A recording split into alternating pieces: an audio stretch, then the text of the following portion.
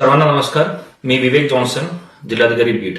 मागच्या काही दिवसापासून बीड जिल्ह्यामध्ये मुसळधार पाऊस चालू आहे आणि IMD द्वारे दिलेल्या इशाऱ्याप्रमाणे पुढच्या 2 दिवस रेड आणि ऑरेंज अलर्ट याचा इशारा सुद्धा दिलेला आहे. सर्वप्रथम मी बीडच्या सर्व नागरिकांना विनंती करतो की मुसळधार पाऊस चालू असल्यामुळे बीड जिल्ह्यामध्ये असलेल्या सर्व नदी, सिंदफणा असेल, मांजरा असेल, बिंदुसरा असेल, गोदावरी असेल, या सर्व नदीमध्ये मोठ्या प्रमाणे फ्लो चालू आहे. माजलगाव धरण यापासून सुद्धा आमचं विसर्जन चालू आहे.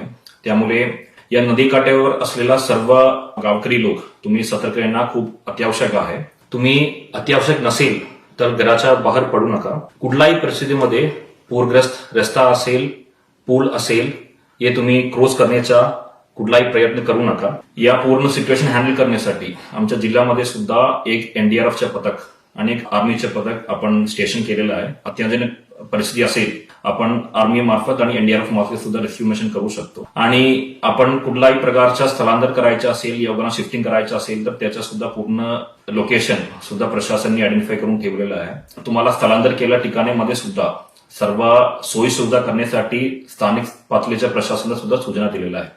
त्यामुळे कुठल्याही परिस्थितीमध्ये तुमच्या गावावर धोका असेल तर तुम्ही प्रशासनासोबत सहकार्य करणं अपेक्षित आहे आणि सुरक्षित स्थळावर तुम्ही स्थलांतर होणं अपेक्षित आहे. तुम्हाला कुठल्याही प्रकारच्या अडचणी असेल, यामध्ये कुठल्याही प्रकारच्या आपत्तीच्या परिस्थिती असेल, तुम्ही या स्क्रीनवर दाखवलेला टोल फ्री नंबरमध्ये संपर्क करू शकतो. त्यासोबत तुम्ही संबंधित तहसीलदार असेल, तलाठी असेल, या सर्वांना 24 तास त्यांचा मोबाईल चालू ठेवण्यासाठी आणि त्यासोबत कुठलाही परिस्थिती असेल तर आमच्या टोल फ्री नंबरवर संपर्क करण्यासाठी आम्ही पूर्ण सूचना दिलेल्या आहे.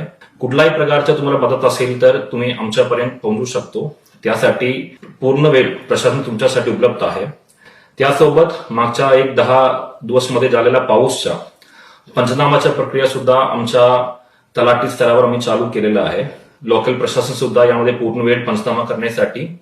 त्यासोबत घरामध्ये पाणी शिरलेलं असेल, आपण ताबडतोब तसे कुटुंबांना आपण 5,000 रुपये देतात आणि लवकरात लवकर आपण धान्य सुद्धा भरपूर ठिकाणी वाटप सुद्धा केलेलं आहे. यामध्ये तुम्हाला कुठल्याही प्रकारच्या माहिती या तुम्हाला कुठल्याही प्रकारच्या मदत तुम्हाला भेटला नसेल, तुम्ही आमच्यापर्यंत या टोल फ्री नंबरवर पोहोचू शकतो.